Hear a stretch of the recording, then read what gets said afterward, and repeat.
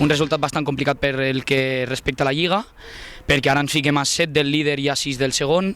No és res impossible, perquè sé que si donem la cara i juguem com hem estat jugant aquesta temporada, i juguem en família, sé que es pot remuntar i podem quedar campions de Lliga, però és un objectiu difícil, però no impossible. Bueno, després de 3 setmanes parat, tornar a jugar ha sigut una bona sensació, però clar, no acabo bé. Estem allà bastants punts de diferència del primer, però res és impossible i farem tot per poder guanyar i esperant que els que es van davant nostre perdin.